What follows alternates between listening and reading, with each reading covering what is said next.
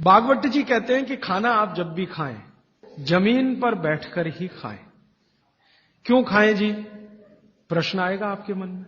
तो भागवत जी समझाते हैं कि जब आप इस आसन में बैठते हैं, सुख आसन में, तो आपके शरीर का जो जठर है ना, ये जो है सबसे ज्यादा तीव्र है, और इस आसन में इसकी तीव्रता हमेशा मेंटेन रहती है। आप अभी कुर्सी पर बैठे हैं, इसमें तीव्रता घट जाती है, और खड़े हो जाएं तो बिल्कुल कम हो जाएगी। कारण क्या है? आप शरीर के बारे में थोड़ा जानते हैं ना, हमारे शरीर में कई चक्र हैं। एक चक्र जो है ना, ये जो पीछे है, जहां पर आपका हिप जॉइंट्स और आपका ये जो मन का होता है, जहां मिलते हैं, वो सबसे महत्वपूर्ण चक्र है। ये प्रदीप्त होता है तभी, मन दीप्त होता है जब आप इस स्थिति में बैठे, और इसका जठर पर सीधे असर है। तो जमीन पे बैठ के ही खाएं। और वो ये कहते हैं कि भोजन की जो थाली है, वो आप बैठे उससे थोड़ा ऊपर रहे, माने पट्टा रख के या स्टूल रख के थाली उस पर ऐसे बैठ के खाएं। अब आप आज से एक ऑब्जर्वेशन कर लीजिए कि जितने लोग इस बात से परेशान हैं कि उनका पेट आगे निकल आया है, वो इस आसन में बैठ के खाना खाना शुरू कर दें और 3 महीने के बाद फिर देखें तो उनका पेट पहले से कम ही होगा, आगे नहीं आएगा। वो कहते हैं और एक आसन है जिसमें आप खाना खा सकते हैं, बाकी किसी में भी नहीं। वो गाय का दूध जब निकालते हैं ना, कैसे बैठते हैं, बस उस स्थिति में भी आप खाना खा सकते हैं। उकड़ू, कि जो शरीर श्रम ज्यादा करते हैं, जैसे किसान, जैसे हमारे कारीगर मजदूर, उनके लिए उकड़ू बैठकर खाना खाना सबसे अच्छा। खाते भी हैं, माने वो चेले हैं सब भागवत के।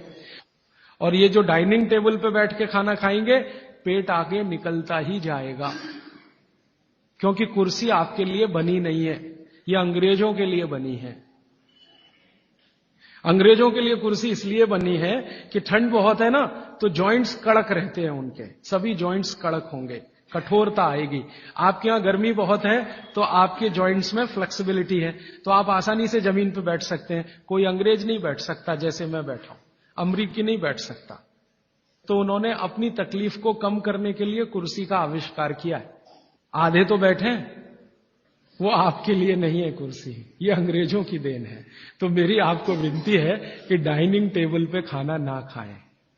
तो आप कहेंगे जी ले लिया तो बहुत सारा कचरा भर रखा है आपने घर में, क्या करेंगे उसका? हमको हिंदुस्तानियों को पिछले 60-70 साल में या 100 साल में एक गजब बीमारी हुई है, दुनिया भर का कचरा घर में लाके रखना। रसोइयों में मैं घरों में जाता हूं ना, टीन टपरे के इतने डब्बे होते हैं, खाली हैं, फेंकेंगे नहीं, संभाल के संभाल के संभाल के, कब काम आएंगे मालूम नहीं, लेकिन वो भरते ही जाते हैं, भरते ही जाते हैं। रसोई में इतने डिब्बे डब्बियां हैं, काम के शायद उसमें आधे भी नहीं है, लेकिन रखा हुआ है। पता नहीं कचरे से इतना मोह क्यों है।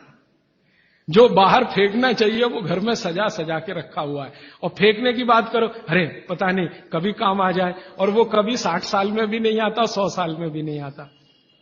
तो उसी कचरे में मैं गिनता हूं आपकी डाइनिंग टेबल।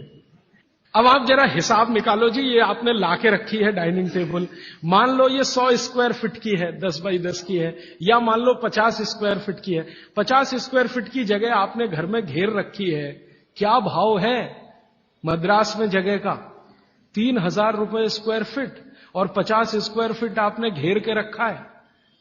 जरा जोड़ लो ना 3000 में 50 का गुणा करके, और रोज का हिसाब निकाल लो। तो एक तो खरीदा तब आपने पैसा बर्बाद कर दिया, अब इसको जगह को घेर के बर्बाद कर दिया आपने। तो अगर बन सके तो डाइनिंग टेबल निकाल दें, नहीं निकाल सकते तो कोने में रख दें। अब आखिरी बात, आप कहेंगे राजीव भाई कुछ तो ऐसी बात करो, ये डाइनिंग टेबल ले आए तो इसका कुछ तो उपयोग करो। तो अगर आप सच में ईमानदारी से डाइनिंग टेबल पे बैठ के ही खाना खाना चाहते हैं, तो कुर्सी पर ऐसे बैठ जाएं जैसे मैं बैठा हूं, कुर्सी पे भी ऐसे ही बैठ जाइए, आलती पालती मार के, फिर खा लीजिए। और नहीं है अगर डाइनिंग टेबल तो बहुत सुखी है, मत लाइए, मेरी तो विनती है, मत लाइए। उसकी जगह लाना है तो छोटे छोटे पटरे ले आइए, जो आपके रसोई में बैठ के आप खाएं तो बहुत अच्छा है।